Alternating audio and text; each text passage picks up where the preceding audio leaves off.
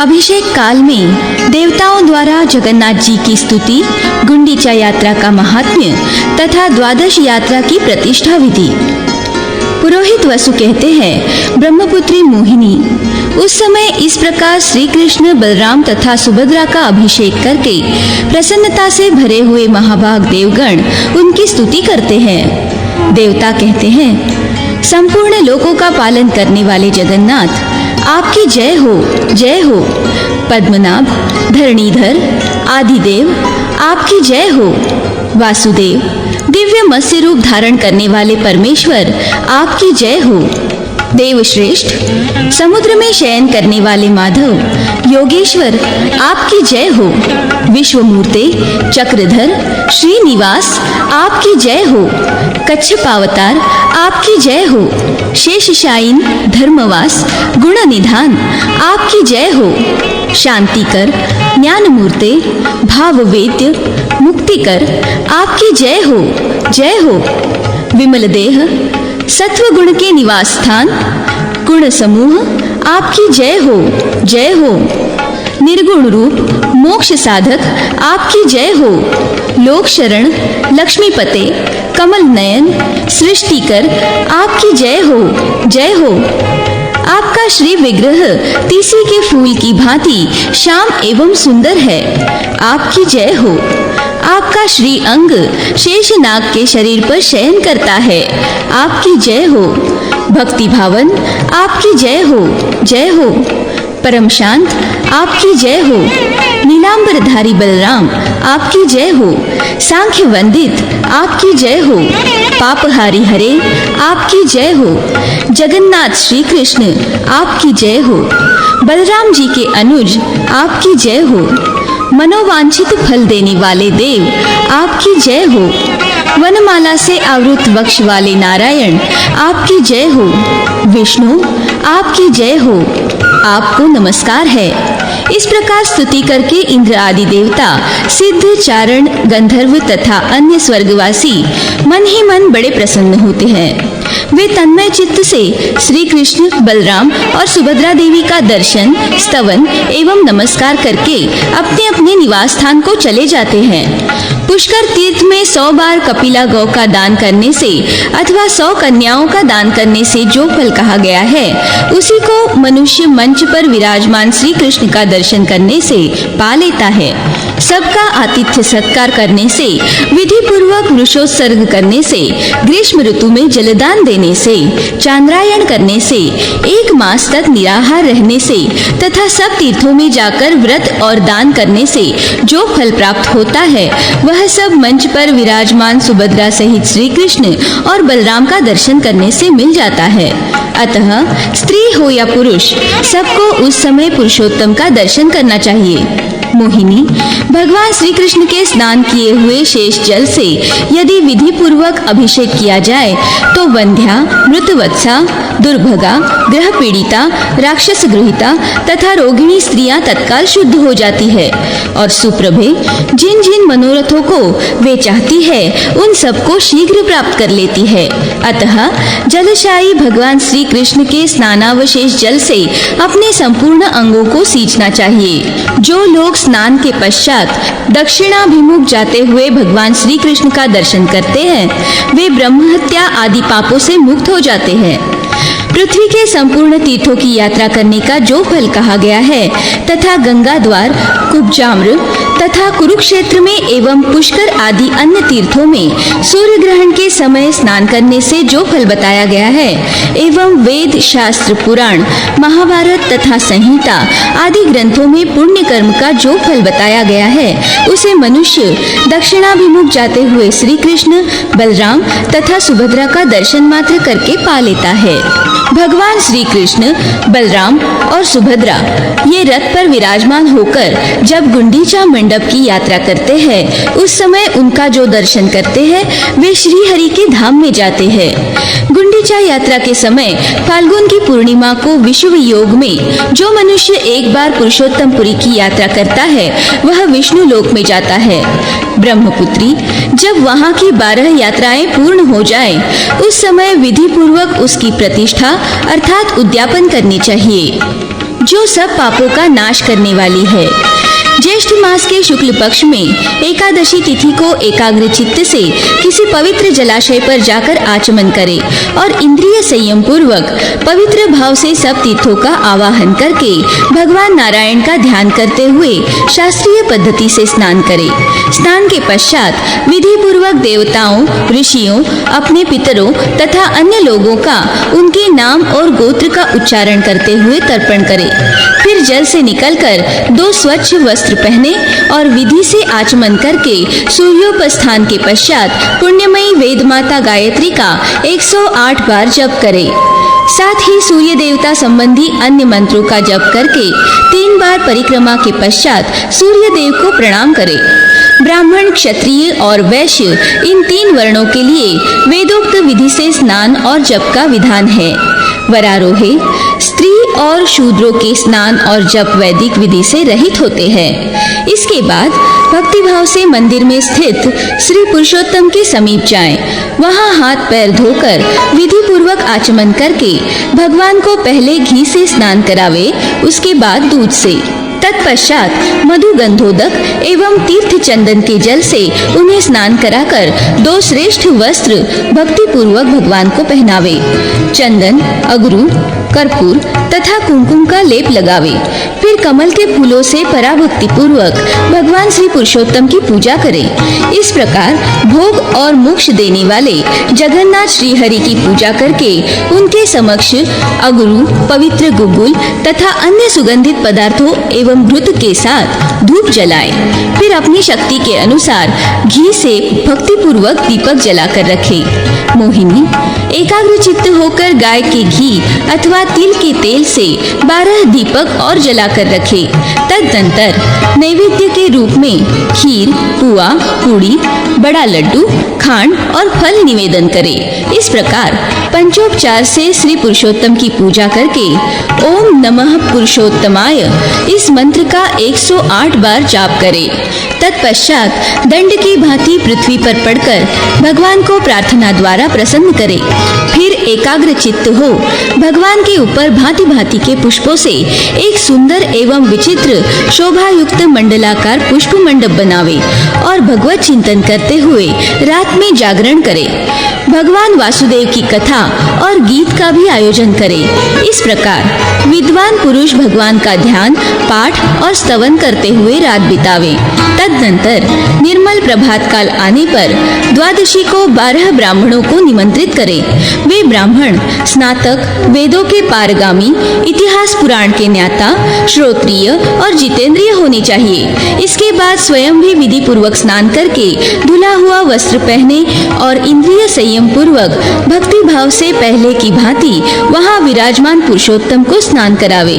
फिर गंध, पुष्प, धूप, दीप, नैवेद्य, उपहार आदि नाना प्रकार के उपचारों से तथा प्रणाम, परिक्रमा, जप, स्तुति, नमस्कार और मनोहर गीत वाद्यों द्वारा भगवान जगन्नाथ की पूजा करें। भगवत पूजन के पश्चात ब्राह्मणों की भी पूजा करें। उनके लिए 12 गौएं दान करके भक्ति पूर्वक सुवर्ण, छतरी, जूते और कांस पात्र आदि समर्पित करें। तदनंतर ब्राह्मणों को खीर सहित पकवान भोजन करावे। उन भोज्य पदार्थों में गुड़ और शक्कर का मेल होना चाहिए। जब ब्राह्मण लोग भोजन करके भली भांति तृप्त एवं प्रसन्न चित्त हो जाएं, तब उनके लिए जल से भरे हुए 12 घट दान करें। उन घड़ों के साथ लड्डू और यथाशक्ति दक्षिणा भी होनी चाहिए। ब्रह्मपुत्री तत्पश्चात विष्णुतुल्य ज्ञानदाता गुरु की पूर्ण भक्ति के साथ पूजा करनी चाहिए। विद्वान पुरुष उन्हें सुवर्ण, वस्त्र, गौ, धान्य, द्रव्य तथा अन्य मनोवांछित वस्तुएं देकर उनकी पूजा संपन्न करे। फिर नमस्कार करके निम्नांकित मंत्र का उच्चारण करे। सर्वव्यापी जगन्नाथ शंख चक्र गदाधरा अनादि निधनो देवः प्रियताम पुरुषोत्तम। अर्थात शंख, चक्र और गदा धारण करने वाले सर्वव्यापी, अनादि और अनंत देवता जगदीश्वर भगवान पुरुषोत्तम मुझ पर प्रसन्न हो। यूं कहकर गुरु एवं ब्राह्मणों की आदर पूर्वक 3 बार परिक्रमा करे। फिर चरणों में भक्ति पूर्वक सिर नवाकर आचार्य सहित ब्राह्मणों को विदा करे। तत्पश्चात गांव की सीमा तक भक्ति पूर्वक उन ब्राह्मणों के साथ साथ जाए और उन्हें नमस्कार करके लौटे। फिर स्वजनों और बांधवों के साथ स्वयं भी मौन होकर भोजन करे। ऐसा करके स्त्री हो या पुरुष वह 1000 अश्वमेध और 100 राजसूय यज्ञों का फल पाता है एवं सूर्य तुल्य विमान के द्वारा विष्णु लोक को जाता है। इस प्रकार मैंने तुम्हें श्री पुरुषोत्तम क्षेत्र की यात्रा का फल बताया है, जो मनुष्यों को भोग और मोक्ष देने वाला है। प्रयाग महात्म्य के प्रसंग में तीर्थ यात्रा की सामान्य विधि का वर्णन। वशिष्ठ जी कहते हैं, भूपाल, भोग और मोक्ष प्रदान करने वाले इस पुरुषोत्तम महात्म्य को सुनकर ब्रह्मपुत्री मोहिनी ने अपने पुरोहित विप्रवर वसु से पुनः प्रश्न किया। विप्रवर, मैंने पुरुषोत्तम तीर्थ का अद्भुत महात्म्य सुना। सुव्रत, अब प्रयाग का भी महात्म्य कहिए। पुरोहित वसु ने कहा, भद्रे, सुनो, मैं तीर्थ यात्रा की विधि बतलाता हूँ, जिसका आश्रय लेने पर मनुष्य यात्रा का शास्त्रोक्त फल पा सकता है।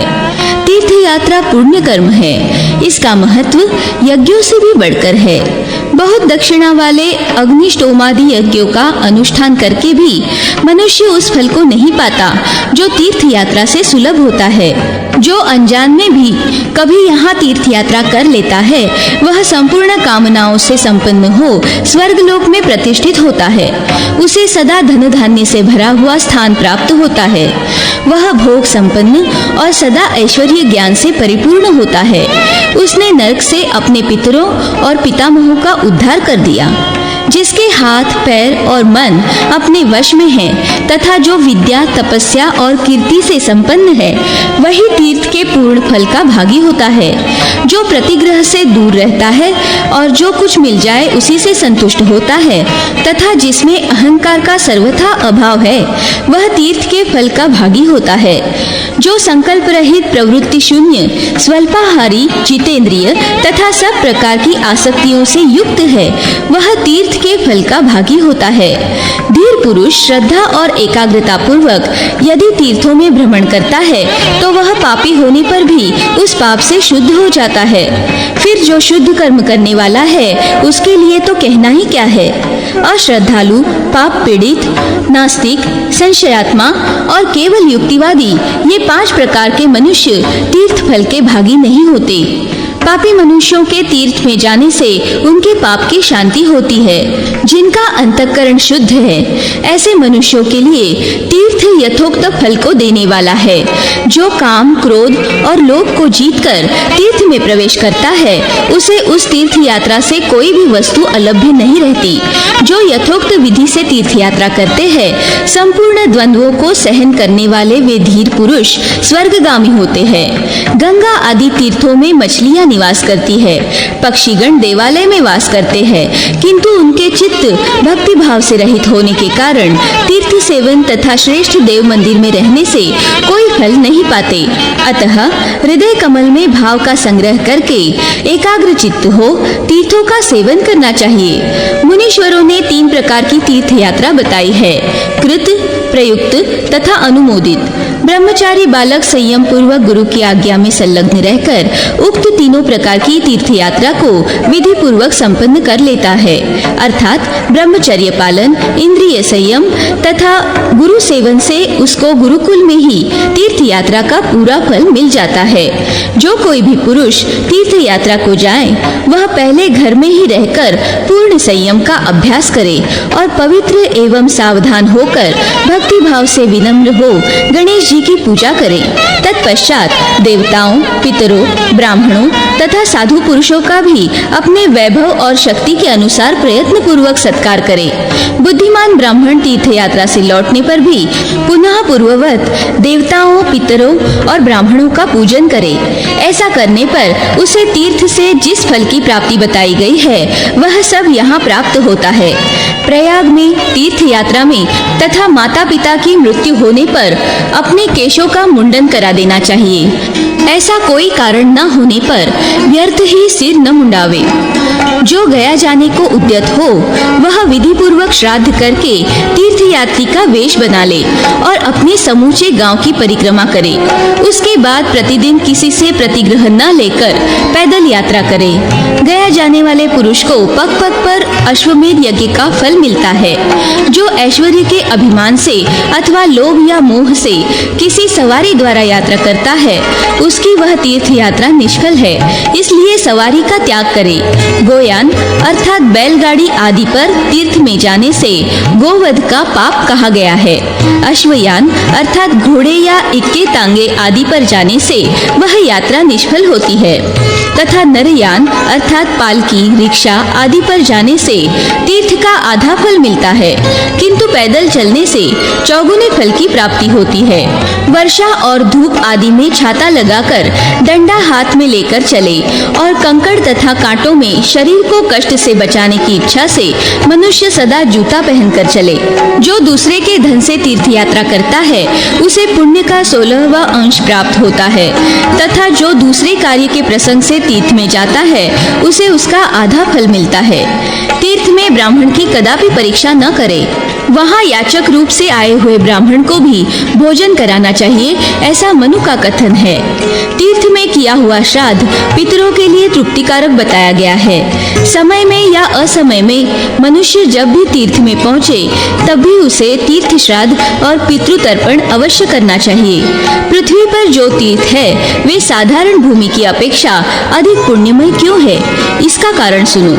जैसे शरीर के कुछ अवयव प्रधान माने गए हैं उसी प्रकार पृथ्वी जल और तेज के प्रभाव से तथा मुनियों के संगठन से तीर्थों को अधिक पवित्र कहा गया है।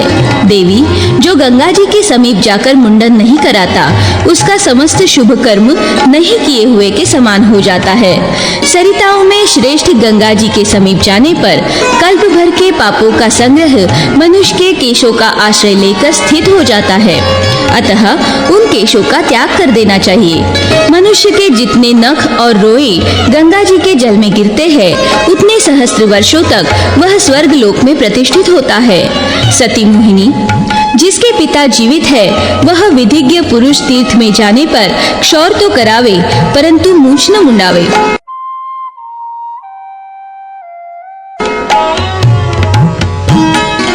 प्रयाग में माघ मकर के स्नान की महिमा तथा वहाँ के भिन्न भिन्न तीर्थों का महात्म्य।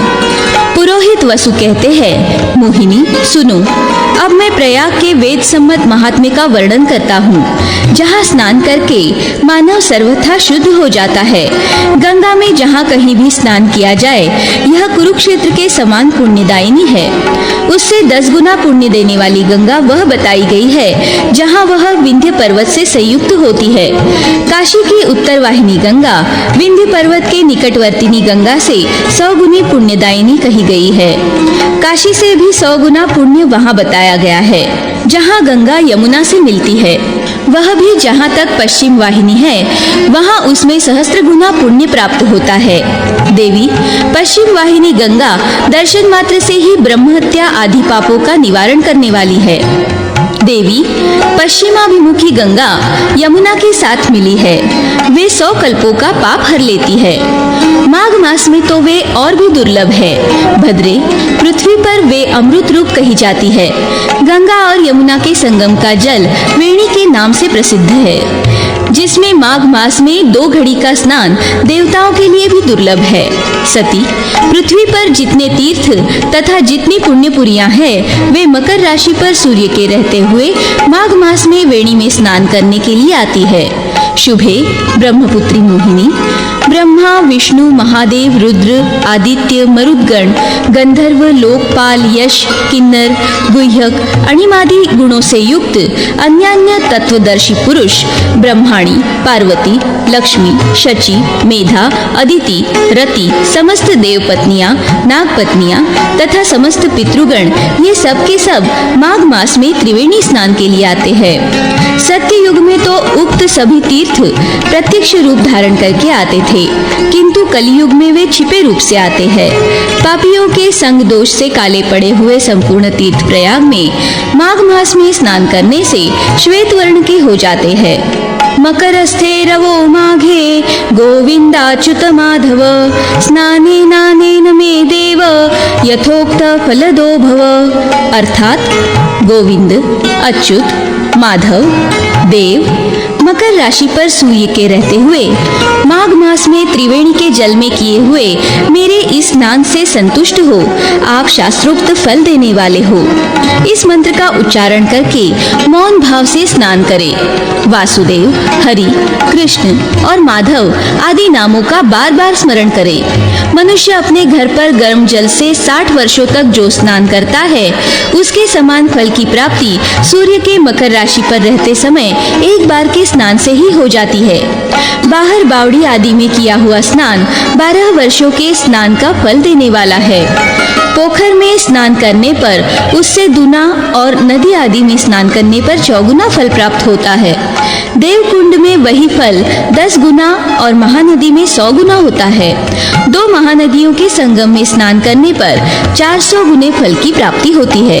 किंतु सूर्य के मकर राशि पर रहते समय प्रयाग की गंगा में स्नान करने मात्र से वह सारा फल सहस्त्र गुना होकर मिलता है, ऐसा बताया गया है। इस प्रयाग तीर्थ को पूर्व काल में ब्रह्मा जी ने प्रकट किया था, जिसके गर्भ में सरस्वती छिपी है। वह श्वेत और श्याम जल की धारा ब्रह्मलोक में जाने का मार्ग है। हिमालय की घाटियों में जो तीर्थ है, उनमें माघ मास का स्नान सब पापों का नाश करने वाला है। सब मासों में उत्तम माघ मास यदि बद्री वन में प्राप्त हो तो वह मोक्ष देने वाला है। नर्मदा के जल में माघ का स्नान पापनाशक, दुखहारी, संपूर्ण मनोवांछित फलों का दाता तथा रुद्रलोक की प्राप्ति कराने वाला कहा गया है। सरस्वती के जल में वह सब पाप राशियों का नाशक तथा संपूर्ण लोकों के सुखों की प्राप्ति कराने वाला बताया गया है।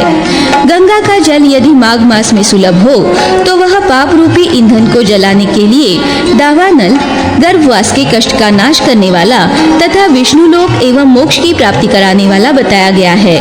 सरयू, गंडकी, सिंधु, चंद्रभागा, कौशिकी, तापी, गोदावरी, भीमा, पयोष्णी, कृष्णवेणी, कावेरी, तुंगभद्रा तथा अन्य जो समुद्रगामिनी नदियां हैं, उनमें स्नान करने वाला मनुष्य पाप रहित हो स्वर्ग लोक में जाता है। नैमिषारण्य में माघ स्नान करने से भगवान विष्णु का सारूप्य प्राप्त होता है। पुष्कर में नहाने से ब्रह्मा का सामीप्य मिलता है। विधि नंदिनी, गोमती में माघ नहाने से फिर जन्म नहीं होता। हेमकुट, महाकाल, ओंकार, नीलकंठ तथा अर्बुद तीर्थ में माघ मास का स्नान रुद्रलोक की प्राप्ति कराने वाला माना गया है। देवी, सूर्य के मकर राशि पर रहते समय संपूर्ण सरिताओं के संगम में माघ स्नान करने से संपूर्ण कामनाओं की प्राप्ति होती है।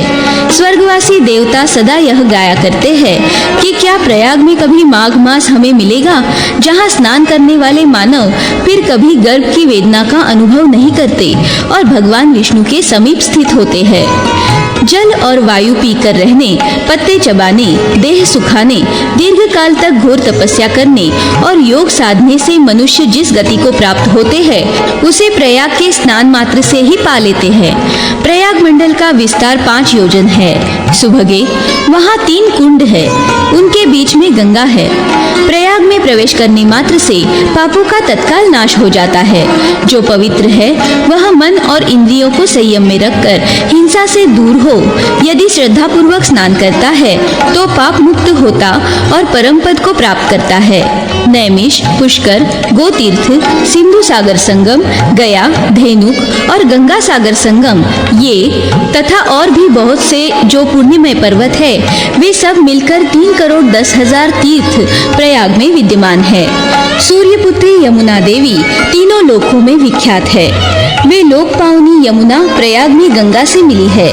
गंगा और यमुना के बीच का भूभाग पृथ्वी पर सर्वोत्तम माना गया है। सुंदरी, तीनों लोकों में प्रयाग से बढ़कर परम पवित्र तीर्थ नहीं है। प्रयाग परम पद स्वरूप है। उसका दर्शन करके मनुष्य सब पापों से मुक्त हो जाते हैं। अतः संपूर्ण देवताओं से सुरक्षित प्रयाग तीर्थ में जाकर जो ब्रह्मचर्य का पालन तथा देवता और पितरों का तर्पण करते हुए 1 मास तक वहां निवास करता है, वह जहां कहीं भी रहकर संपूर्ण मनोवांछित कामनाओं को प्राप्त कर लेता है। गंगा और यमुना का संगम संपूर्ण लोकों में विख्यात है। वहां शक्ति पूर्वक स्नान करने से जिसके जिसके मन में जो जो कामना होती है उसकी वह कामना अवश्य पूर्ण हो जाती है।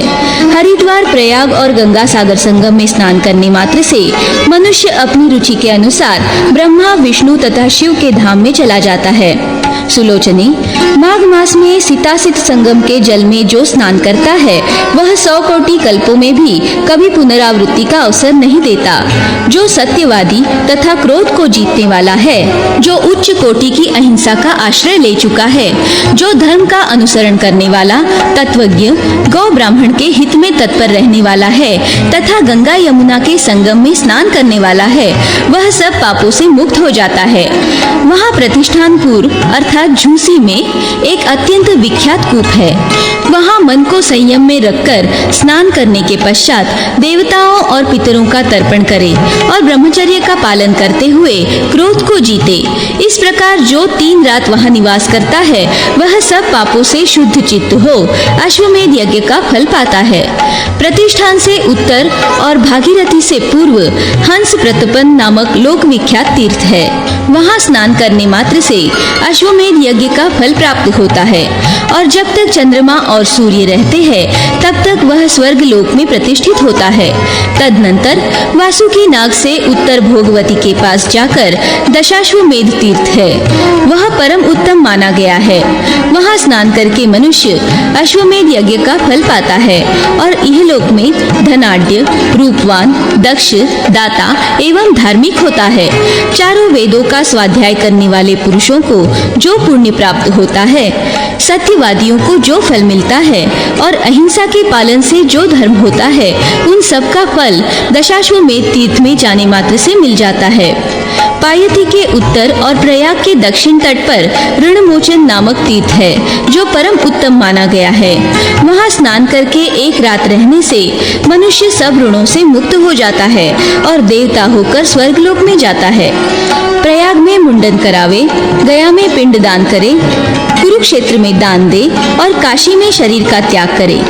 मनुष्यों के सब पाप केशों की जड़ का आश्रय लेकर टिके रहते हैं। अतः तीर्थ में स्नान करने के पहले उन सब का वहाँ मुंडन कर दे। यदि पौष और माघ के महीने में श्रवण नक्षत्र, व्यतिपात योग तथा रविवार से युक्त अमावस्या तिथि हो तो उसे अर्धोदय पर्व समझना चाहिए। इसका महत्व 100 सूर्य ग्रहणों से भी अधिक है। विधि नंदिनी, इसमें कुछ कमी हो तो महोदय पर्व माना गया है।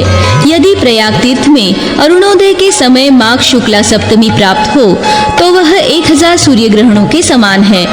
यदि अयनारंभ के दिन प्रयाग का स्नान मिले तो कोटि गुना पुण्य होता है और विषुव योग में लाख गुने फल की प्राप्ति होती है। षडशिति तथा विष्णुपदी में सहस्र गुना पुण्य प्राप्त होता है। अपने वैभव विस्तार के अनुसार सबको प्रयाग में दान करना चाहिए। विधि नंदिनी, इससे तीर्थ का फल बढ़ता है। भद्रे, जो गंगा और यमुना के बीच में सुवर्ण, मणि, मोती या दूसरा कोई प्रतिग्रह देता है एवं जो वहाँ लाल या कपिल वर्ण की ऐसी गौ देता है जिसकी सींग में सोना, खुरों में चांदी, गले में वस्त्र हो, जो दूध देती हो और बछड़ा उसके साथ हो, शुक्ल वस्त्र धारण करने वाले शांत, धर्मज्ञ, वेदज्ञ एवं श्रोत्रिय ब्राह्मण को विधि पूर्वक जो पूर्वोक्त गौ देकर स्वीकार कराता है तथा उसके साथ बहुमूल्य वस्त्र और नाना प्रकार के रत्न भी देता है, उस गौ तथा बछड़े के शरीर में जितने रोमकूप होते हैं उतने सहस्र वर्षों तक वह दाता स्वर्ग लोक में प्रतिष्ठित होता है। उस दान कर्म से दाता लोग कभी नरक का दर्शन नहीं करते।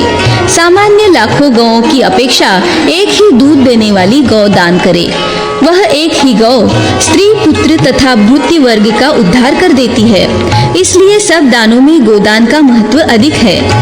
दुर्गम स्थान में, विषम परिस्थिति में तथा घोर संकट के समय अथवा महापातकों के संक्रमण काल में गौ ही मनुष्य की रक्षा करती है। अतः श्रेष्ठ ब्राह्मण को गौ देनी चाहिए। तीर्थ में तथा पुण्यमय देव मंदिरों में दान नहीं लेना चाहिए। ब्राह्मण को चाहिए कि वह सभी निमित्तों में सावधान रहे। अपने काम के लिए, पितरों के श्राद्ध के लिए अथवा देवता के पूजन के लिए भी किसी से कुछ दान न ले। जब तक वह दूसरे के धन का उपभोग या ग्रहण करता है, तब तक उसका तीर्थ सेवन व्यर्थ हो जाता है। जो गंगा और यमुना के संगम पर कन्यादान करता है, वह उस पुण्य कर्म के प्रभाव से कभी भयंकर नरक का दर्शन नहीं करता। प्रयाग प्रतिष्ठान से लेकर वासुकी नाग के तालाब से आगे तक कंबल और अश्वतर नामक जो दोनों नाग है, वहां से बहुमूलक नाग तक का जो भूभाग है, यही प्रजापति क्षेत्र है, जो तीनों लोकों में विख्यात है। इस क्षेत्र में जो स्नान करते हैं, वे स्वर्ग में जाते हैं और मर जाते हैं। उनका फिर जन्म नहीं होता।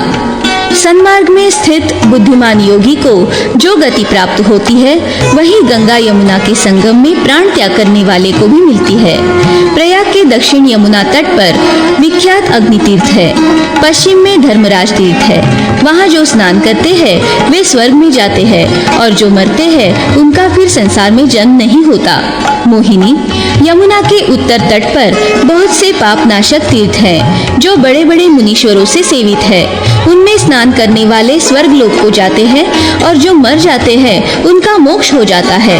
गंगा और यमुना दोनों का पुण्य फल एक समान है। केवल जेठी होने से गंगा सर्वत्र पूजी जाती है।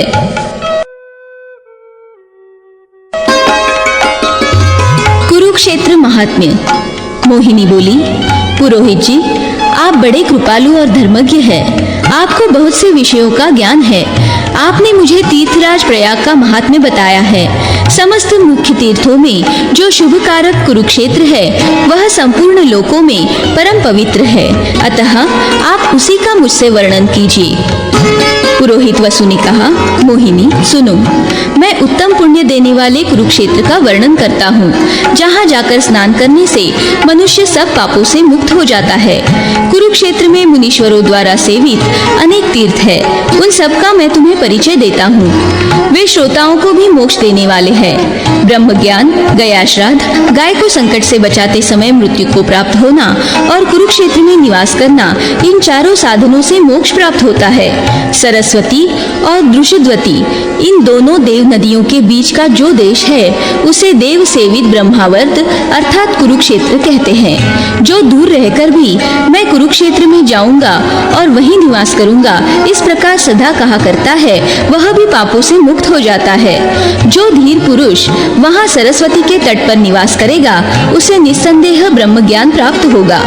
देवी, देवता, महर्षि और सिद्धगण कुरुक्षेत्र का सेवन करते हैं। उसके सेवन से मनुष्य अपने आप में ही ब्रह्म का साक्षात्कार करता है। पहले उस स्थान पर पुण्यमय ब्रह्म सरोवर प्रकट हुआ, तत्पश्चात वहां परशुराम कुंड हुआ और उसके बाद वह कुरुक्षेत्र के नाम से प्रसिद्ध हुआ। पूर्व काल में ब्रह्मा जी ने जिसका निर्माण किया था, वह सरोवर आज भी वहां स्थित है। तदनंतर जो यह ब्रह्मवेदी है, वह उसकी बाह्य दिशा में स्थित है। मुनिवर मार्कंडेय ने जहाँ उत्तम तपस्या की, वहाँ प्लक्ष अर्थात पाकर के वृक्ष से प्रकट होकर सरस्वती नदी आई है। धर्मात्मा मुनि ने सरस्वती का पूजन करके उनकी स्तुति की।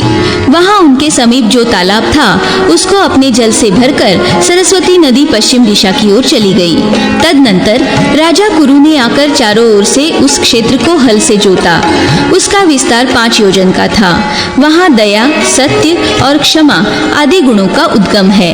तभी से समंत पंचक नामक क्षेत्र को कुरुक्षेत्र कहा जाने लगा। देवी, यहाँ स्नान करने वाले मानव अक्षय पुण्य लाभ करते हैं और वहाँ मरे हुए लोग विमान पर बैठकर ब्रह्मलोक में जाते हैं। कुरुक्षेत्र में उपवास, दान, होम, जप और देव पूजन, ये सब अक्षय भाव को प्राप्त होते हैं। कुरुक्षेत्र की ब्रह्मवेदी में मरे हुए मनुष्य फिर इस संसार में जन्म नहीं लेते। मोहिनी, जो कुरुक्षेत्र के वनों, तीर्थों और सरिताओं की पुण्यदायिनी यात्रा करता है, उसके लिए इहलोक और परलोक में भी कोई कमी नहीं रहती। कुरुक्षेत्र के वन, नदी और भिन्न भिन्न तीर्थों का महात्म्य तथा यात्रा विधि का क्रमिक वर्णन। मोहिनी ने पूछा, विप्रवर, कुरुक्षेत्र में कौन कौन से वन हैं और कौन सी शुभकारक सरिताएं हैं? संपूर्ण सिद्धियों को देने वाली कुरुक्षेत्र यात्रा की विधि मुझे क्रम से बताइए। अत्यंत पुण्यदायक कुरुक्षेत्र में जो जो तीर्थ हैं, उन सब का मुझसे वर्णन कीजिए। पुरोहित वसु बोले, मोहिनी, पवित्र काम्यक वन, महान अदिति वन, पुण्यदायक व्यासवन, फल्की वन, सूर्यवन, पुण्यमय मधुवन तथा सुविख्यात सीतावन, कुरुक्षेत्र में ये 7 वन है और उन वनों में अनेक तीर्थ है। पुण्य सलीला सरस्वती नदी, वैतरणी नदी, पुण्यमयी मंदाकिनी गंगा, मधुस्रवा, दृषद्वती, कौशिकी तथा पुण्यमयी हिरण्यवती नदी। इनमें सरस्वती नदी को छोड़कर शेष सब नदियां केवल वर्षा काल में बहने वाली है। इनका जल स्पर्श करने, पीने अथवा नहाने के लिए सदा पवित्र माना गया है। पुण्य क्षेत्र के प्रभाव से इनमें रजस्वलापन का दोष नहीं आता। पहले महाबली द्वारपाल रंतुक के समीप जाकर यक्ष को प्रणाम करके वहां की यात्रा प्रारंभ करे। भद्रे, तदनंतर पुण्यमय महान अदिति वन में जाएं। यदि नारी वहां स्नान करके देव माता अदिति का पूजन करे तो वह समस्त शुभ लक्षणों से युक्त और महान शूरवीर पुत्र को जन्म देती है। वरारोहे, वहां से भगवान विष्णु के परम उत्तम विमल नाम से विख्यात तीर्थ स्थान को जाएं, जहां भगवान श्रीहरि सदा विद्यमान रहते हैं। जो मनुष्य विमल तीर्थ में स्नान करके भगवान विमलेश्वर का दर्शन करता है, वह विमल होकर देवाधिदेव चक्रधारी भगवान विष्णु के लोक को प्राप्त कर लेता है। मोहिनी, वहां भगवान श्रीहरि और बलदेव जी को एक आसन पर बैठे देखकर मनुष्य सब पापों से तत्काल मुक्त हो जाता है। फिर वहां के लोक विख्यात पारिप्लव तीर्थ में जाए। वहां स्नान और जलपान करके जो वेदों के पारंगत विद्वान ब्राह्मण को दक्षिणा आदि से संतुष्ट करता है, वह ब्रह्म यज्ञ का फल पाता है। भद्रे, जहाँ कौशिकी नदी का पाप नाशक संगम है, वहाँ भक्ति पूर्वक स्नान करके मनुष्य प्रियजनों का संग पाता है। महाभागे, तदनंतर क्षमाशील मनुष्य पृथ्वी तीर्थ में जाकर भक्ति पूर्वक स्नान करे तो वह उत्तम गति को पाता है। पुरुष के द्वारा इस पृथ्वी पर जितने अपराध किए गए हैं, उन सबको देहधारी जीव के वहां स्नान करने पर पृथ्वी देवी क्षमा कर देती है। तत्पश्चात परम पुण्यमय दक्ष के आश्रम में दक्षेश्वर शिव का दर्शन करने से मनुष्य को अश्वमेध यज्ञ का फल प्राप्त होता है। उसके बाद शालकिनी तीर्थ में जाएं और वहां अपने मनोरथ की सिद्धि के लिए भगवान शिव से संयुक्त हुए श्रीहरि का पूजन करे। तत्पश्चात विधि को जानने वाला पुरुष नाग तीर्थ में जाकर स्नान करे और वहां घी तथा दही खाकर नागों से अभय प्राप्त करे। उसके बाद त्रिभुवन विख्यात पंचनद तीर्थ को जाएं। वहां भगवान शंकर ने असुरों को डराने वाले 5 सिंहनाद किए थे। इससे वह संपूर्ण पातकों का नाश करने वाला तीर्थ पंचनद नाम से विख्यात हुआ। वहां स्नान और दान से मनुष्य निर्भय हो जाता है। मोहिनी, तत्पश्चात कोटि तीर्थ में जाएं, जहां महात्मा रुद्र ने कोटि तीर्थों को लाकर स्थापित किया था।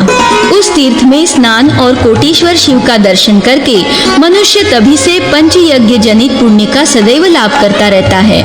वहीं संपूर्ण देवताओं ने भगवान वामन की भी स्थापना की है। अतः उनका पूजन करके मानव अग्निष्टोम यज्ञ का फल पा लेता है। वहां से अश्वी तीर्थ में जाकर श्रद्धालु एवं जितेंद्रिय पुरुष वहां स्नान करे। इससे वह यशस्वी तथा रूपवान होता है। वहां से भगवान विष्णु द्वारा निर्मित वाराह तीर्थ में जाकर श्रद्धा पूर्वक डुबकी लगाने वाला मनुष्य उत्तम गति को पाता है। वरानने, वहां से सोम तीर्थ में जाएं, जहां सोम तपस्या करके निरोग हुए थे। वहां स्नान करना चाहिए। उस तीर्थ में एक गोदान करके मनुष्य राजसूय यज्ञ का फल पाता है। वहीं भूतेश्वर, ज्वालामालेश्वर तथा तांडेश्वर शिवलिंग है। उनकी पूजा करके मनुष्य फिर संसार में जन्म नहीं लेता। एक हंस तीर्थ में स्नान करके मनुष्य सहस्त्र गोदान का फल पाता है और कृतशौच तीर्थ में स्नान करने पर उसे पुंडरीक यज्ञ का फल प्राप्त होता है। तदनंतर भगवान शिव के मुंजवट नामक तीर्थ में जाकर वहां एक रात निवास करे। फिर दूसरे दिन भगवान शिव की पूजा करके वह उनके गणों का अधिपति होता है। तदनंतर उस तीर्थ में परिक्रमा करके पुष्कर तीर्थ में जाएं। वहां स्नान और पितरों का पूजन करके मनुष्य कृतकृत्य हो जाता है। तदनंतर रामरुद्र को जाएं और वहां विधि पूर्वक स्नान करके देवताओं, ऋषियों तथा पितरों का पूजन अर्थात तर्पण आदि करे। इससे वह भोग और मोक्ष दोनों प्राप्त कर लेता है। जो उत्तम श्रद्धा पूर्वक परशुराम जी की पूजा करके वहां सुवर्ण दान करता है वह धनी होता है। वंशमूल तीर्थ में जाकर स्नान करने से तीर्थयात्री अपने वंश का उद्धार करता है और काय शोधन तीर्थ में स्नान करके शुद्ध शरीर हो श्रीहरि में प्रवेश करता है। तत्पश्चात लोकोद्धार तीर्थ में जाकर वहां स्नान करके भगवान जनार्दन का पूजन करे। ऐसा करने वाला पुरुष उस शाश्वत लोक को प्राप्त होता है जहां सनातन भगवान विष्णु विराजमान है। वहां से श्री तीर्थ एवं परम उत्तम शालग्राम तीर्थ में जाकर जो वहां स्नान करके श्री हरि का पूजन करता है वह प्रतिदिन भगवान को अपने समीप विद्यमान देखता है। कपिलारुद्र तीर्थ में जाकर वहां स्नान और देवता पितरों का पूजन करके मनुष्य सहस्त्र कपिलादान का पुण्य पाता है। भद्रे वहां जगदीश्वर कपिल का विधि पूर्वक पूजन करके मनुष्य देवताओं के द्वारा सत्कृत हो साक्षात भगवान शिव का पद प्राप्त कर लेता है। तदनंतर सूर्य तीर्थ में जाकर उपवास पूर्वक भगवान सूर्य का पूजन करे। इससे यात्री अग्निष्टोम यज्ञ का फल पाकर स्वर्गलोक में जाता है। पृथ्वी के विवर द्वार पर साक्षात गणेश जी विराजमान है। उनका दर्शन और पूजन करके मनुष्य यज्ञानुष्ठान का फल पाता है। देवी तीर्थ में स्नान करने से मनुष्य को उत्तम रूप की प्राप्ति होती है और ब्रह्मावर्त में स्नान करके वह ब्रह्म ज्ञान प्राप्त कर लेता है।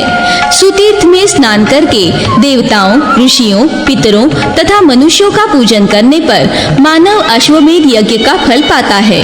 कामेश्वर तीर्थ में श्रद्धा पूर्वक स्नान करके सब व्याधियों से मुक्त पुरुष शाश्वत ब्रह्म को प्राप्त कर लेता है। देवी मातृ तीर्थ में श्रद्धा पूर्वक स्नान और पूजन करने वाले पुरुष के घर 7 पीढ़ियों तक उत्तम लक्ष्मी बढ़ती रहती है। शुभे तदनंतर सीतावन नामक महान तीर्थ में जाएं। वहां अपना केश मुंडाकर मनुष्य पाप से शुद्ध हो जाता है। वहीं तीनों लोकों में विख्यात दशाश्वमेध नामक तीर्थ है जिसके दर्शन मात्र से मानव पाप मुक्त हो जाता है। विधि नंदिनी यदि पुनः मनुष्य जन्म पाने की इच्छा हो तो मानुष तीर्थ में जाकर स्नान करना चाहिए। मानुष तीर्थ से 1 कोस की दूरी पर आपगा नाम से विख्यात एक महानदी है। वहां विधि पूर्वक स्नान करके श्रेष्ठ ब्राह्मण को सांवा के चावल की खीर भोजन करावे। ऐसा करने वाले पुरुष के पापों का नाश हो जाता है और वहां श्राद्ध करने से पितरों की सद्गति होती है। भाद्रपद मास के कृष्ण पक्ष में जिसे पितृपक्ष एवं महालय भी कहते हैं, चतुर्दशी को मध्याह्न में आपगा के तट पर पिंडदान करने वाला मनुष्य मोक्ष पाता है। वहां से ब्रह्मा जी के स्थान ब्राह्मोदुम्बरक तीर्थ में जाएं। वहां ब्रह्मर्षियों के कुंड में स्नान करके मनुष्य सोमयाग का फल पाता है। वृद्ध केदारक तीर्थ में दंडी सहित स्थानों की पूजा करके कलश तीर्थ में जाएं, जहां साक्षात अंबिका देवी विराजमान है। वहां स्नान करके अंबिका जी की पूजा करने से मानव भवसागर के पार हो जाता है। सरक तीर्थ में कृष्ण पक्ष की चतुर्दशी को भगवान महेश्वर का दर्शन करके श्रद्धालु मनुष्य शिवधाम में जाता है। भामिनी सरक में 3 करोड़ तीर्थ हैं। सरोवर के मध्य में जो कूप है उसमें कोटि रुद्रों का निवास है। जो मानव उस सरोवर में स्नान करके उन कोटि रुद्रों का स्मरण करता है उसके द्वारा वे करोड़ों रुद्र पूजित होते हैं। वही इहास्पद नामक तीर्थ है जो सब पापों का नाश करने वाला है। उस तीर्थ में जाकर उसके दर्शन मात्र से ही मानव मोक्ष प्राप्त कर लेता है। वहाँ के देवताओं और पितरों का पूजन करके वह कभी दुर्गति में नहीं पड़ता और मनचाही वस्तुओं को प्राप्त कर लेता है। केदार नामक महातीर्थ मनुष्य के सब पापों का नाश कर देता है। वहाँ स्नान करके पुरुष सब दानों का फल पाता है।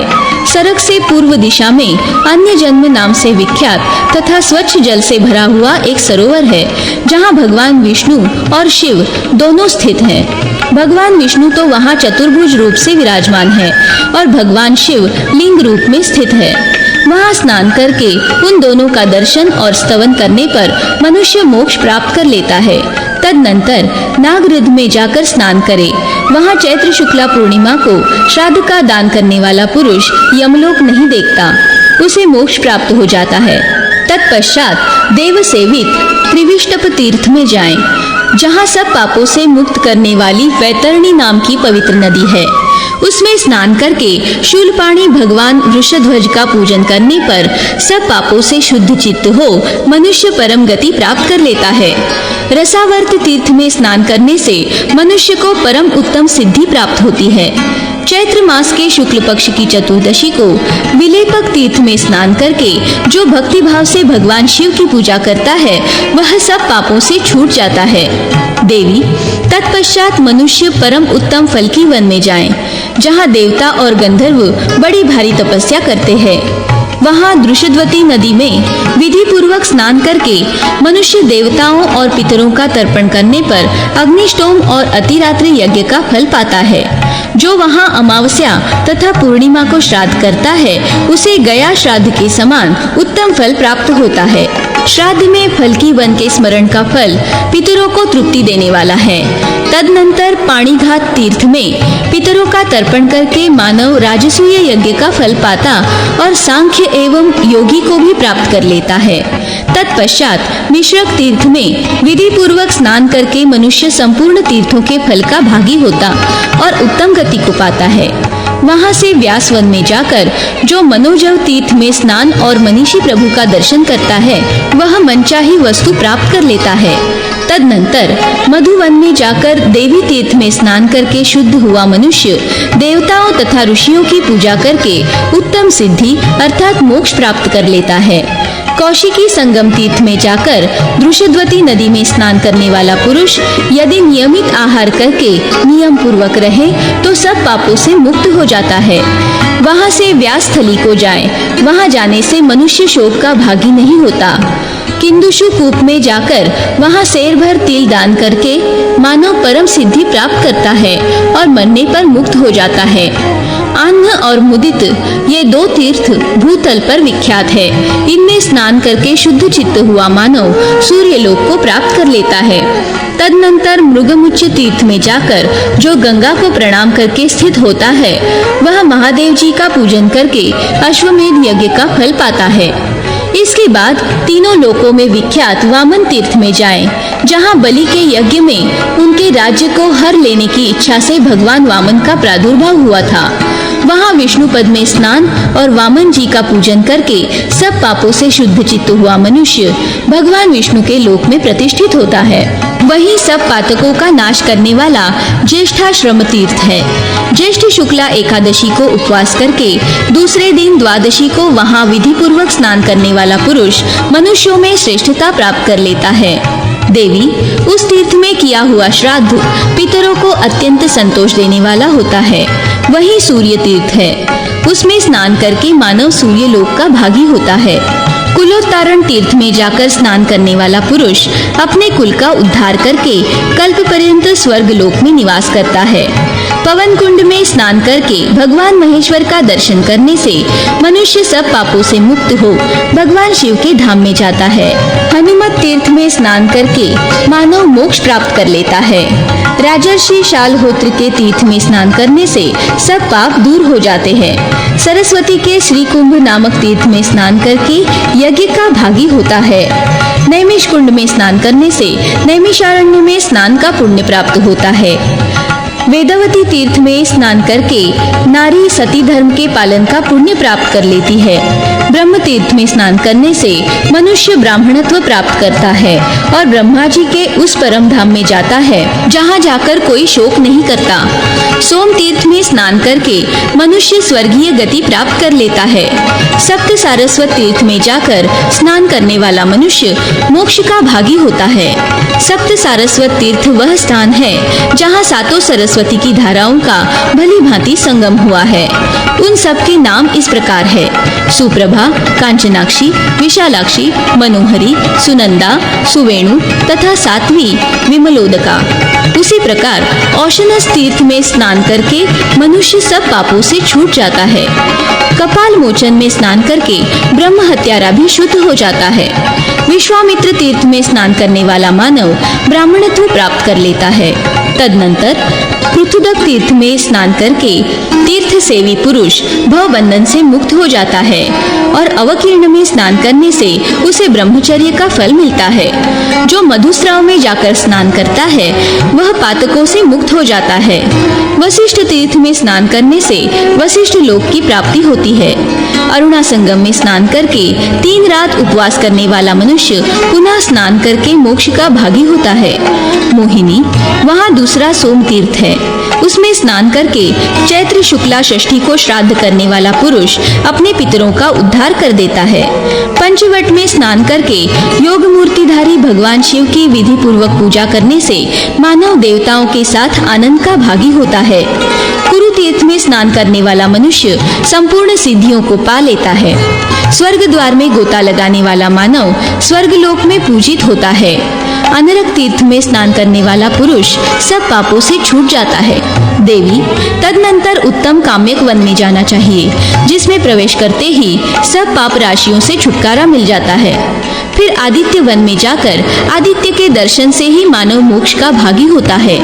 रविवार को वहां स्नान करके मनुष्य मनोवांछित फल पा लेता है और यज्ञोपवीतिक तीर्थ में स्नान करके वह स्वधर्म फल का भागी होता है। तत्पश्चात श्रेष्ठ मानव चतुप्रवाह नामक तीर्थ में स्नान करे। इससे वह संपूर्ण तीर्थों का फल पाकर स्वर्ग लोक में देवता की भांति आनंदित होता है। विहार तीर्थ में स्नान करने वाला पुरुष सब प्रकार के सुख पाता है। दुर्गा तीर्थ में स्नान करके मानव कभी दुर्गति में नहीं पड़ता। तदनंतर पितृतीर्थ नामक सरस्वती कूप में स्नान करके देवता आदि का तर्पण करने वाला पुरुष उत्तम गति को पाता है। प्राची सरस्वती में स्नान और विधि पूर्वक श्राद्ध करके मनुष्य दुर्लभ कामनाओं को प्राप्त कर लेता है और शरीर का अंत होने पर वह स्वर्ग लोक में जाता है।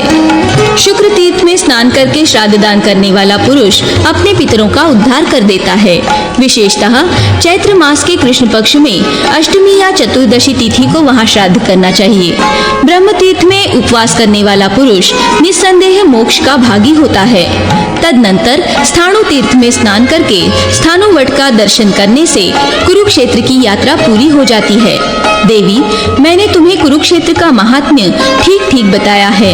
कुरुक्षेत्र के समान दूसरा कोई तीर्थ न हुआ है न होगा। वहाँ किया हुआ इष्टापूर्त कर्म, तप, विधि पूर्वक होम और दान आदि सब कुछ अक्षय होता है। मनवादि तिथि, युगादि तिथि, चंद्र ग्रहण, सूर्य ग्रहण, महापात अर्थात व्यतिपात, संक्रांति तथा अन्य पुण्य पर्वों के दिन कुरुक्षेत्र में स्नान करने वाला पुरुष अक्षय फल का भागी होता है। महात्मा पुरुषों के कलियुग जनित पापों का शोधन करने के लिए ब्रह्मा जी ने सुखदायक कुरुक्षेत्र तीर्थ का निर्माण किया है। जो मनुष्य इस पापनाशक पुण्य कथा का भक्ति भाव से कीर्तन अथवा श्रवण करता है वह भी सब पापों से छूट जाता है। जो मनुष्य सूर्य ग्रहण के समय कुरुक्षेत्र में जो जो वस्तुएं देता है उसी को वह सदा प्रत्येक जन्म में पाता है। ब्रह्मपुत्री मोहिनी, बहुत कहने से क्या लाभ, मेरा निश्चित विचार सुनो। यदि कोई संसार बंधन से मुक्त होना चाहे तो उसे कुरुक्षेत्र का सेवन करना ही चाहिए।